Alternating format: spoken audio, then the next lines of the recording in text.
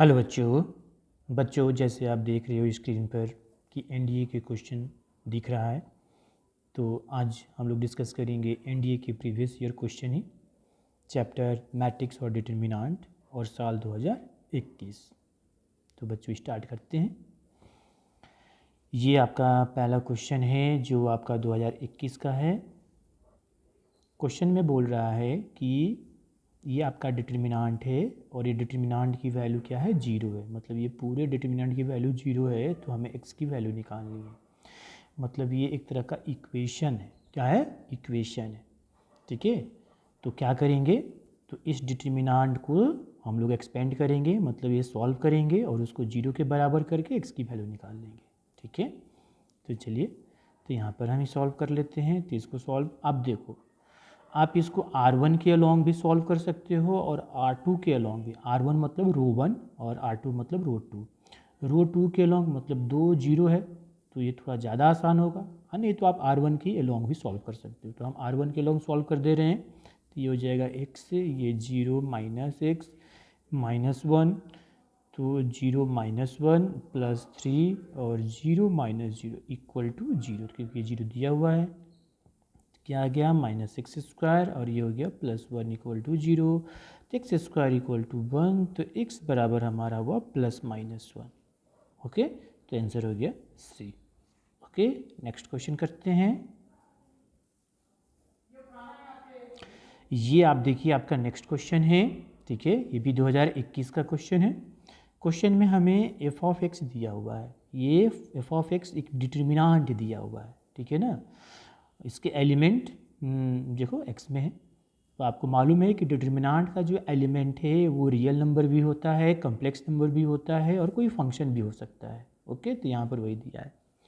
अब क्वेश्चन में आपको बोल रहा है कि F of minus 1 plus F of 0 plus F of 1 की वैल्यू निकालनी है, तीनों का सम निकालना है। अब यहाँ से हमें समझ में आ रहा है कि एफ ऑफ एक्स तो हमें दिया हुआ है, एफ ऑफ माइनस 1 अगर हमें निकालना है तो एक्स के जगह पर क्या रखेंगे, माइनस 1। यहाँ पर एक्स के जगह पर माइनस 1 रखेंगे, तो यहाँ पर जितने भी जहाँ जहाँ एक्स है वहाँ पर माइनस 1 हो जाएगा, तो ये वैल्यू निकल जाएगा। फिर एक्स के जगह पर क्या रखेंगे, 0, तो एफ ऑफ 0 की वैल्यू निकल जाएगी। फिर एक्स इक्वल टू 0 रखोगे, जहाँ जहाँ एक्स है वहाँ 0 रखेंगे। फिर उसी तरह से एफ इक्वल टू 1 रखेंगे। अब तो क्या करेंगे, क्या तीनों वैल्यू निकाल कर हमें डिटरमिनेंट को ऐसे सॉल्व करने में तो टाइम लगेगा। हम कुछ यहाँ पर थोड़ी सी प्रॉपर्टीज़ का यूज़ करेंगे। क्या करेंगे, देखो ये डिटरमिनेंट है, तो डिटरमिनेंट की कुछ प्रॉपर्टीज होती है। क्या कि डिटरमिनेंट की प्रॉपर्टी, जैसे मान लो कि आपका कोई डिटरमिनेंट दिया हुआ है। ठीक है, तो मान लो कि आपका डिटरमिनेंट है, तो डिटरमिनेंट की प्रॉपर्टीज ये बोलता है, जैसे मान लो कि ये डिटरमिनेंट के एलिमेंट है। ठीक है, ये डिटरमिनेंट दिया हुआ है, तो अगर डिटरमिनेंट का कोई भी दो रो या दो कॉलम आइडेंटिकल हो, सेम हो, तो उस डिटरमिनेंट की वैल्यू क्या हो जाएगा, 0 हो जाता है।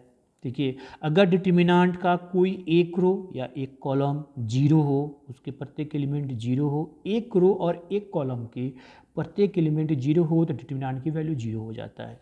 अब यहाँ पर हम यही प्रॉपर्टीज़ का यूज करेंगे, कोशिश करेंगे क्या हमें ये मिल रहा है। अगर मिलेगा तो ठीक है, नहीं तो फिर हमें निकालना पड़ेगा।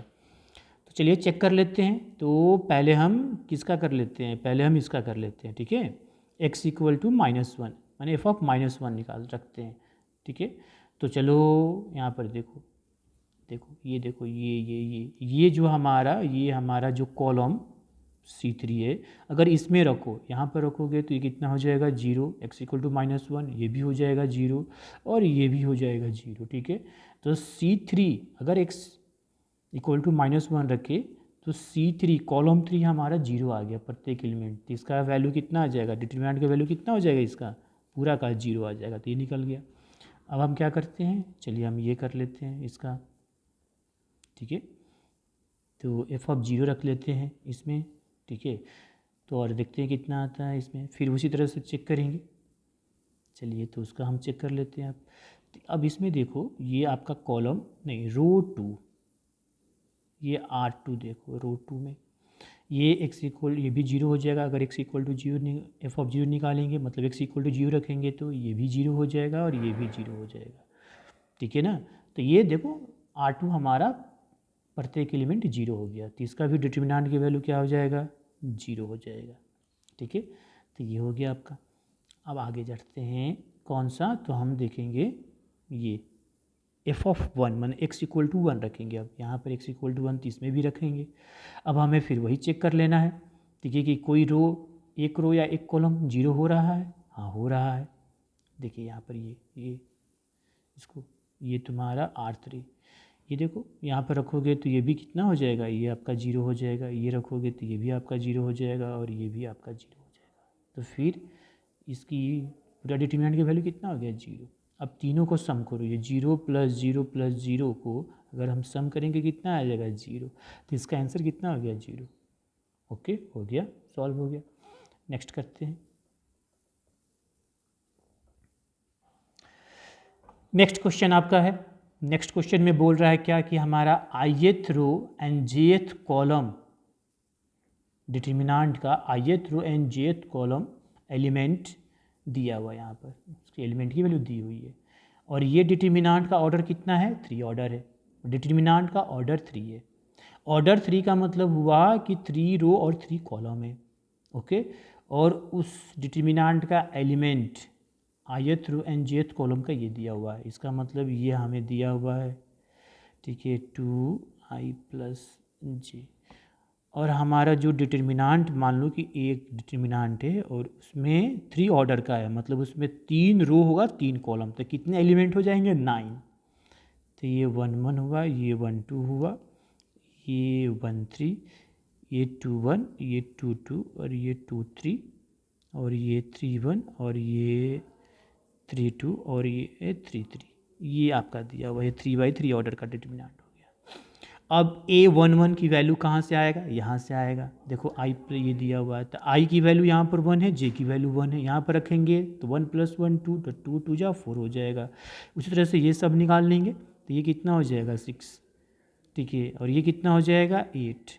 फिर ये कितना हो जाएगा आपका 6, ये कितना हो जाएगा आपका 8, ये आपका कितना हो जाएगा 10, ये आपका कितना हो जाएगा 8, ये कितना हो जाएगा 10 और ये कितना हो जाएगा 12।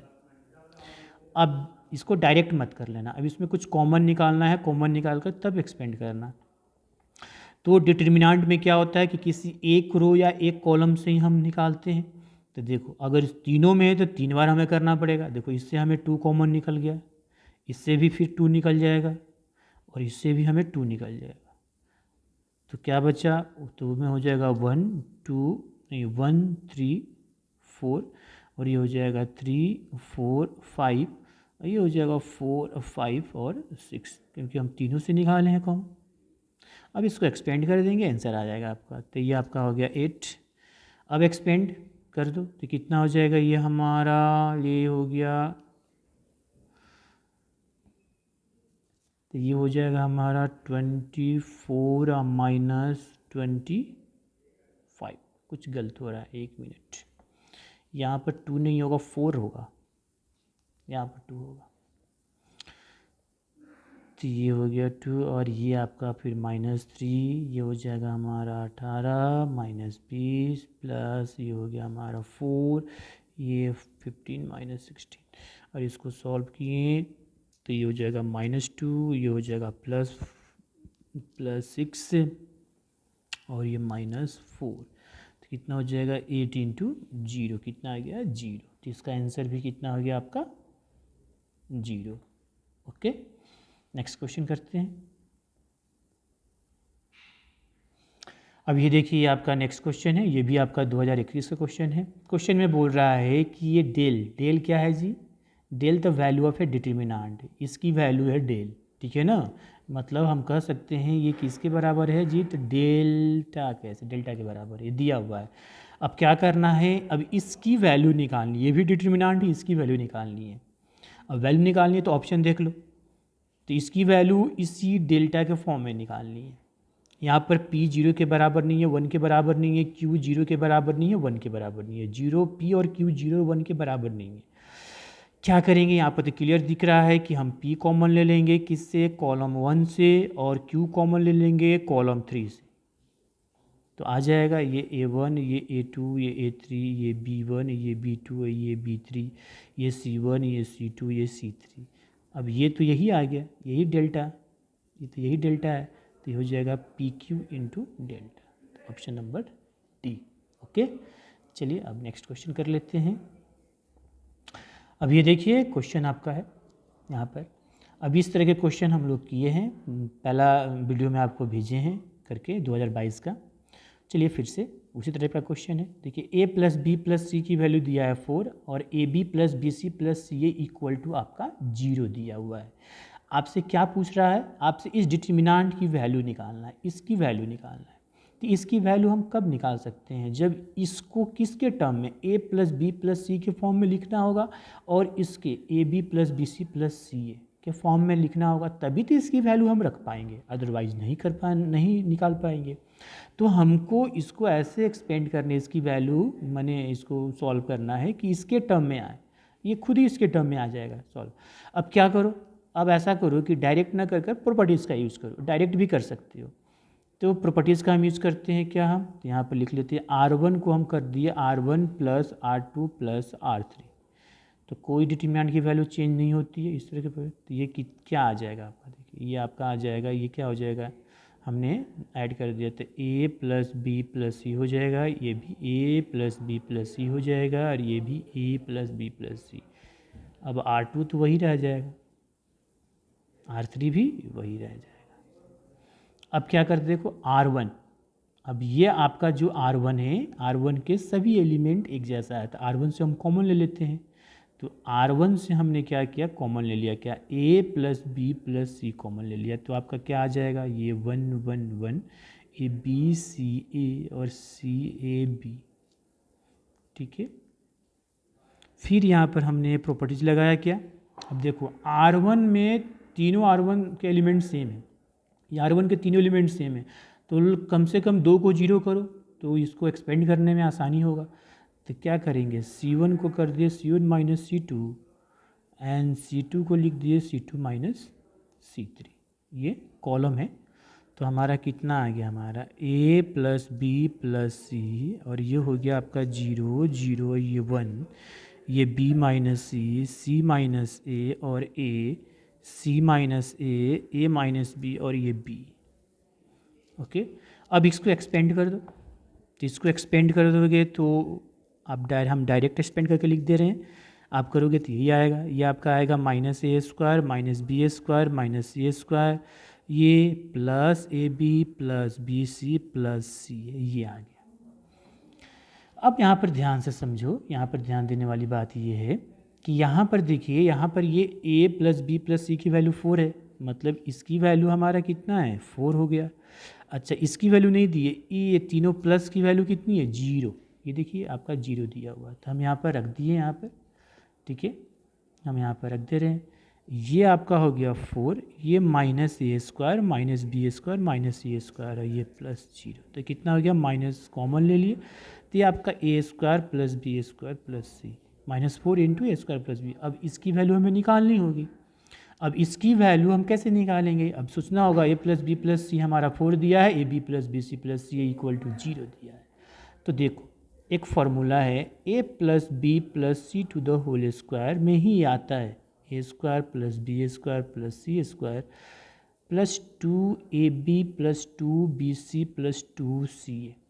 अब ये फार्मूला हमने क्यों यूज़ किया, अभी बता देते हैं कि यही फार्मूला, आप कैसे पता करोगे कि हम यही फार्मूला यूज़ करेंगे, ठीक है। तो इसका भी कारण है, यहाँ से 2 कॉमन ले लो, तो 2 कॉमन लो तो ये -2 कॉमन ले लो, -2 कॉमन ले लो तो ये प्लस प्लस सब आ जाएगा। इसलिए कि इसकी वैल्यू और इसकी वैल्यू हमें पता है, इसकी वैल्यू कितना दिया है 4 स्क्वायर और इसकी वैल्यू 0, तो कितना हो गया 16। अब इसका आंसर कितना होगा, -4 इंटू 16 माइनस 64, ये आपका आंसर हो गया। तो इसका आंसर कितना हो जाएगा, डी। ओके, नेक्स्ट क्वेश्चन करते हैं। ये देखिए आपका नेक्स्ट क्वेश्चन, ये भी आपका एनडीए का ही है, 2021 का ही है, क्योंकि आज के लेक्चर में हम लोग 2021 के एनडीए क्वेश्चन डिस्कस कर रहे हैं, ठीक है। अब क्वेश्चन में क्या है, क्वेश्चन में बोल रहा है कि A1 A2 A3 A9 are in GP, मतलब ये सभी टर्म क्या है, जीपी में है। तो जीपी में इसका मतलब इसमें कॉमन रेशियो है, इसका रेशियो क्या है, कॉमन है। तो यहाँ से हम ये लिख लेते हैं, देखो इस यहाँ से ये क्या है, कॉमन रेशियो मतलब क्या, A2/A1 बराबर होगा A3/A2 बराबर होगा A4/A3 बराबर होगा A5/A4, ऐसे सो ऑन। कहाँ तक होगा? तो A9/A8, और ये क्या हो जाएगा? R, common ratio. और इसको चेंज करेंगे तो ये 1/R हो जाएगा। अब यहाँ पर हम इसका यूज़ करेंगे। चलिए कैसे, देखो, अब इसकी हमें वैल्यू निकालनी है, ठीक है। तो हम क्या करते हैं, प्रॉपर्टीज़ का यूज़ करते हैं। तो A2/A1 या A1/A2 कैसे आएगा? जब हम इसको माइनस करेंगे, प्रॉपर्टीज़ का यूज़ कर लेते हैं। क्या करते हैं, ऐसे करते हैं कि ये कॉलम 1 है और ये कॉलम 2 है। तो कॉलम 1 को हमने क्या कर दिया, कॉलम 1 हमारा लिख देते column 1 minus column 2, and column 2 को हम लिख दिए कॉलम 2 माइनस कॉलम 3। ऐसे भी कर सकते हैं, या इसको ऐसे भी लिख सकते हैं, C2 माइनस C1 भी लिख सकते हैं, ठीक है। तो चलो हम ऐसे ही कर लेते हैं। तो अब हमारा क्या आएगा, ये हो जाएगा ln A1 minus ln A2, और ये है ln A2 minus ln A3, और ये हो जाएगा ln A3। अब ln A4 minus ln A5, ये हो जाएगा ln A7 minus ln A8, यहाँ पर हो जाएगा ln A5 minus ln A6, और ln A8 minus ln A9, यहाँ पर हो जाएगा ln A6, यहाँ पर हो जाएगा ln A9। ये आ गया। अब देखो ln हमारा क्या होता है, ये नेचुरल लॉग होता है। जैसे आप पढ़े होंगे log A minus log B बराबर क्या होता है, log A/B। तब इसका हम यूज़ करेंगे। ln हमारा नेचुरल लॉग होता है, ठीक है। तो ये कितना हो जाएगा, ये हो जाएगा ln A1/A2, ये हो जाएगा ln A2/A3, और ये हो जाएगा ln A3, ये हो जाएगा ln A4/A5, ln A5/A6, और ln A6, ये हो जाएगा हमारा ln A7/A8, ln A8/A9, और ln A9। ओके बच्चों, अब यहाँ से क्या हुआ, देखो GP, अब इसका क्या है, GP है तो A2/A1 कितना है, R है, और यहाँ पर क्या है, A1/A2। ध्यान से यहाँ पर देखिए एक चीज़, यहाँ पर A1/A2 है और यहाँ पर A2/A1 है। मतलब ये कितना हो जाएगा, A2/A1 तो 1/R हो जाएगा। डिवाइड कर दोगे ऐसे, जैसे अब ध्यान से देखो, यहाँ पर A2/A1 R है, तो अगर हम 1/R करेंगे तो क्या आ जाएगा, A1/A2 चेंज हो जाएगा। तो सभी यहाँ पर उसी तरह से चेंज हो जाएंगे, ये सभी। ये भी देखो, ये भी 1/R हो जाएगा, ये भी 1/R हो जाएगा, ये भी 1/R, ये भी 1/R, ये भी 1/R। ओके, तो चलिए हम इसको लिख लेते हैं अब यहीं पर। अब ये क्या हो जाएगा, तो यहाँ पर लिख लेते हैं ये 1/R, ठीक है। ये हो जाएगा हमारा 1/R, ये हो जाएगा 1/R, ये हो जाएगा 1/R, 1/R, 1/R। अब क्या देख रहे हो कि कॉलम C1 और कॉलम, मतलब कॉलम 1 और कॉलम 2 हमारा क्या है जी, सेम है। तो इसकी डिटरमिनेंट की वैल्यू कितनी हो जाएगी, 0। तो इसका आंसर कितना होगा, 0। ओके, नेक्स्ट क्वेश्चन करते हैं। अब ये देखो आपका नेक्स्ट क्वेश्चन में क्या बोल रहा है कि यहाँ पर दो मैट्रिक्स दिया हुआ है, मैट्रिक्स A और मैट्रिक्स B, ये 2 मैट्रिक्स इस तरह से है कि AB इन दोनों का प्रोडक्ट कर रहे हैं, तो इसका ऑर्डर क्या आ रहा है, n × n। मतलब कि A और B को प्रोडक्ट करने पर इसका ऑर्डर क्या है जी, n × n। अब इसमें बताना है कि कौन सा करेक्ट है। तो क्या बोल रहा है, पहला कि A and B should be A square matrices of same order. मतलब कि दो मैट्रिक्स A और B है, इसको प्रोडक्ट करने पर इसका ऑर्डर आ रहा है n × n। तो क्या दोनों स्क्वायर मैट्रिक्स और सेम ऑर्डर होना चाहिए, या होगा, एकदम अवश्य होगा, होना चाहिए। तो ज़रूरी नहीं है, हो भी सकता है, नहीं भी हो सकता है। अच्छा, आइदर ए और B should be square matrix, दोनों में से कोई एक स्क्वायर मैट्रिक्स होना चाहिए। Both A and B should be of same order, A और बी क्या सेम ऑर्डर होना चाहिए, या order of A and B need not be same, मैंने ए और बी का ऑर्डर जरूरी नहीं है कि सेम हो, मतलब चारों में से कौन सा है। अब देखो, दो मैट्रिक्स का प्रोडक्ट का ऑर्डर n क्रॉस n आ रहा है, तो प्रोडक्ट में जैसे मान लो कि a में क्या होता है, जैसे मान लो कि इसका ऑर्डर n इंटू अगर m रखते हैं, क्यों, क्योंकि मल्टीप्लाई करने पर हमारा ऑर्डर क्या है n बाई n, मतलब ये n रो और n कॉलम है, तो ये होता है। और b का क्या होगा m इंटू n, ऐसे भी हो सकता है, क्योंकि मल्टीप्लाई में पहले वाला का कॉलम दूसरे वाला का रो के बराबर होना चाहिए, बस यही देखता है कि पहला यहाँ पर ए का कॉलम बी के रो के बराबर होना चाहिए बस, तो ये आ जाएगा ए बी कितना हो गया, ये n क्रॉस n का आ गया। इसका मतलब क्या हुआ कि यहाँ पर मैट्रिक्स ए और मैट्रिक्स बी का ऑर्डर सेम नहीं है, ये क्या है, इसमें ए का ऑर्डर क्या है n क्रॉस m, माने n रो और m कॉलम, और बी का क्या है जी m रो और n कॉलम। मतलब क्या कि ऑप्शन डी सही है, क्योंकि ये जरूरी नहीं है कि ए और बी का ऑर्डर सेम ही होना चाहिए, सेम भी हो सकता है, स्क्वायर भी हो सकता है, नहीं भी हो सकता है, ठीक ना। तो पहला तो नहीं होगा, दूसरा भी, तीसरा भी, ये चौथा होगा।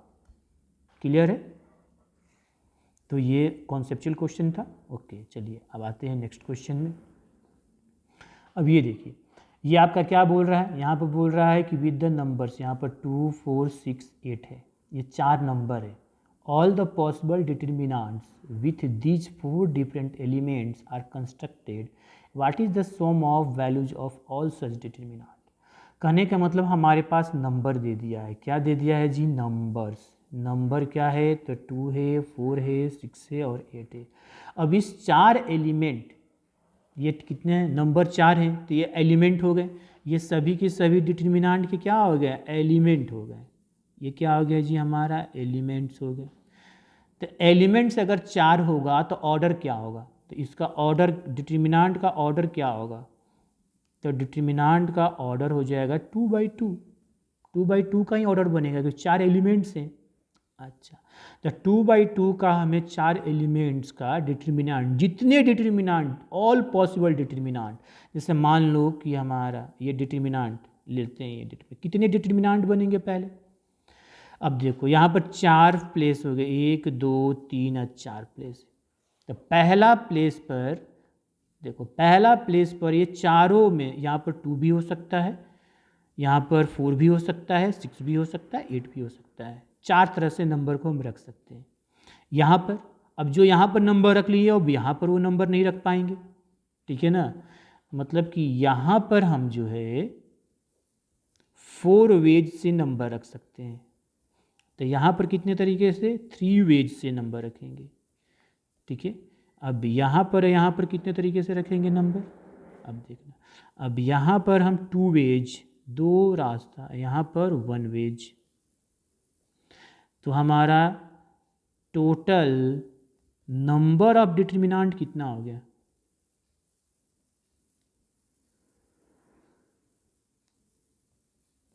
टोटल ऑल पॉसिबल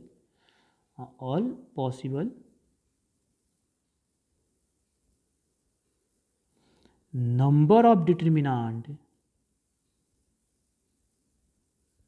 कितना हो जाएगा, ये आपका हो गया 4 फैक्टोरियल, मतलब ऐसे भी लिख सकते हो 4 × 3 × 2 × 1, कितना हो गया 24। मतलब इस 4 एलिमेंट से 24 एलिमेंट डिटर्मिनेंट बनेंगे।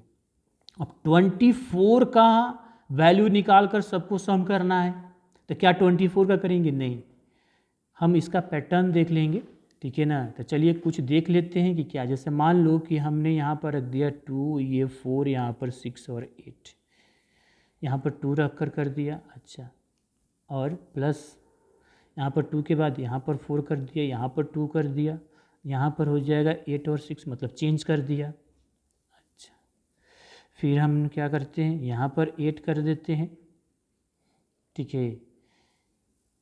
यहाँ पर 6, फिर यहाँ पर हो जाएगा ऐसा कर, यहाँ पर हम 6 8, चाहे ऐसा करो 8 6 और ये हो जाएगा 2 4 कर दिए। अच्छा, और फिर इसको चेंज कर देते हैं 6 8 और 4 2। अच्छा, इसका ही निकाल कर देखते हैं तो बस 4 का देखो पैटर्न, इसका डिटर्मिनेंट कितना आएगा, ये हो जाएगा 16 माइनस 24, और ये कितना आ जाएगा, ये हो जाएगा हमारा 24 माइनस 16, और ये कितना हो जाएगा 32 माइनस 12, और ये कितना हो जाएगा 12 माइनस 32। आप देख रहे हैं इसकी वैल्यू कितनी आया है, ये -8, ये +8, ये 20 और ये -20, एक प्लस में तो एक माइनस में, एक माइनस प्लस, ये दो का वैल्यू। इसका मतलब कि ये 24 जो बनेगा तो 24 एक प्लस में होगा तो एक माइनस में होगा, तो कैंसिल आउट हो जाएगा। तो टोटल सम इसका कितना हो जाएगा, तो टोटल अगर हम सम निकालें तो कितना हो जाएगा, 0 आ जाएगा। अब 24 का 24 हम नहीं निकाले हैं, 4 ही निकाल कर हम 4 6 8 निकाल कर ही हमने देख लिया कि देखिए एक -8 आ रहा है तो एक +8 आ रहा है, एक 20 आ रहा है प्लस में तो एक -20 आ रहा है, जो प्लस में आ रहा है वही माइनस में आएगा। और 24 यहाँ पर नंबर ऑफ डिटर्मिनेंट है, तो अगर 12 अलग अलग वैल्यू प्लस में होगा तो वही वैल्यू माइनस में भी होगा, तो उसका टोटल सम कितना हो जाएगा, उसका टोटल सम कितना हो जाएगा, 0। तो ये बहुत ही कॉन्सेप्चुअल क्वेश्चन था, तो देखो इसका आंसर होगा 0। ओके, नेक्स्ट क्वेश्चन करते हैं। ये आपका देखिए नेक्स्ट क्वेश्चन बोल रहा है how many matrices of different order are possible with element comprising all prime numbers less than 30।